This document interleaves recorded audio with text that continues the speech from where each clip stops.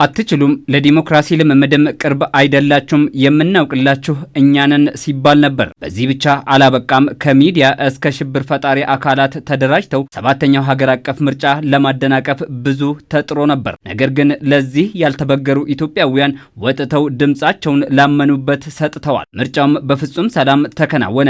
ይህ ትልቅ ስኬት በኢትዮጵያውያን ቁርጠኝነት የተሳካ ነበር። ጥሩ ነው። ምርጫ በሰላም መጠናቀቁ አንዱ መሰረት የጣለው ይሄ ውጤት ነው ይመስለኛል። እኔ ህዝቡ የወደፊት ተስፋ በአሁኑ ሰዓት በዓለም ደረጃ የኑሮ ውድነት አለ። ኢትዮጵያ ብቻ አይደለም። የኑሮ ውድነቱ ነገ ግን ያልፍልናል። ይሄ መንግስት እንደዚህ ከጀመረ ከዚህ ከችግር እንወጣለን የሚል ምርጫው ህዝቡ ሆ ብሎ በአንድነት በሌሊት ነው ምርጫው ህዝቡ በሰልፍ የጀመረው። ኢትዮጵያ መርጣለች፣ ኢትዮጵያ አሸንፋለች የሚል መፈክር በዓለም አደባባይ ነው ያስነበበው። የኢትዮጵያ ህዝብ ጨዋ ህዝብ ነው። የኢትዮጵያ ህዝብ አስተዋይ ህዝብ ነው። ብዙ ውዥንብር፣ ብዙ ችግር፣ ብዙ የሚዲያ ችግር፣ ጦርነት፣ ብዙ ባንዳና ባዳ የተሳተፉበት ለማሰናከል የሀገራችንን መልካም ገጽታ ለማበላሸት 24 ሰዓት እንደዚህ የሚለፋውን ሰው ለማሸማቀቅ ብዙ ያልተሰራ ስራ አልነበረም። ስለዚህ ህዝቡ ሙያ በልብ ነው ብሎ ጸጥ ብሎ 8 ሰዓት ከሌሊቱ 9 ሰዓት የተሰለፈ እስከ 8 ሰዓት ድረስ ምርጫ ያላለቀበት ቀጠና ቀበሌ ነበረ። እንደዛ አድርጎ በድንቅ አኳኋን ነው የተመረጠው። ይሄ ምንድነው? ቃል በተግባር በጣም የሚያስደንቅ ሁኔታ ነው። ኢትዮጵያ አሸንፋለች።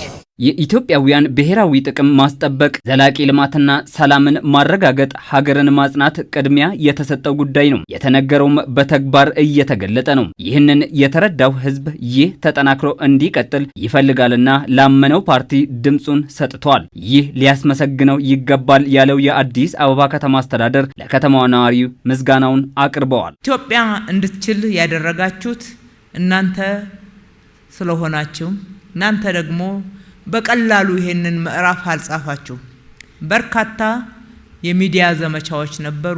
ለዛ ሳትናወጡ አትችሉም የሚሉ ድምጾች ነበሩ። ዲሞክራሲ አይገባችሁም ከሚዲያ ዘመቻዎችም ባለፈ ማስፈራሪያዎችም ነበሩ። እንደውም የበለጠ ጽናት የበለጠ እልህ ውስጥ በመግባት ኢትዮጵያውያኖች ስለራሳቸው እንደሚያውቁ ስለራሳቸው ደግሞ መወሰን እንደሚችሉ ያሳያችሁበት ትልቅ ምዕራፍ ነው። በእርግጥ ኢትዮጵያ አሸንፋለች። ኢትዮጵያ አሸንፋለች ስንል እንድታሸንፍ ያደረጓት ደግሞ ማንም ሳይሆን ህዝቦቿ መሆናቸው ውጤቱን በጣም ድንቅ ክብር የምንሰጠው እንዲሆን ያደርገዋል። እናንተ ናችሁ ኢትዮጵያ እንድታሸንፍ ያደረጋችሁ። ያመነን ህዝብ ትልቅ ኃላፊነትን ጥሎብናል ያሉት ከንቲባ አዳነች አቤቤ ይህንን ኃላፊነት መወጣት ከዚህ ቀደም ከታየው ትጋት በላይ ይጠይቃል ነው ያሉት። ምርጫ ጨረስን ማለት ሙሉ ለሙሉ አሳይመንታችን ወይም የቤት ስራችንን ሰርተን ጨረስን ማለት አይደለም። የበለጠ የቤት ስራ ለመስራት የምንዘጋጅበት ከባለፈው ተምረን መልካም ነገሮችን ይዘን ሰንቀን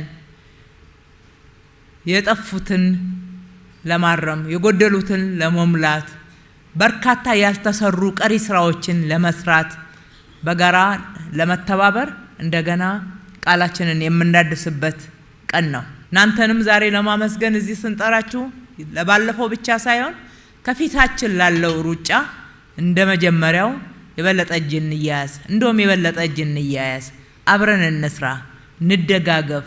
ጥቅሙ ለጋራችን ነው። ኢትዮጵያ ስትበለጽግ ሁላችንም ተጠቃሚዎች ነን። ኢትዮጵያ ብትደህይ ብትቆረቁዝ ሁላችንም ተጎጂዎች ነን። የማይረቡንን ነገሮች ትተን ለሚረቡን ጉዳዮች ጊዜያችንን፣ ጉልበታችንን፣ ጆሮአችንን፣ ልባችንን እንስጥ። የሚፈለገውን ሰላምና ልማት ለማሳካት ህዝቡ ከዚህ ቀደም ያሳይ የነበረውን አብሮነት አጠናክሮ ማስቀጠል እንዳለበት መልእክት ተላልፈዋል።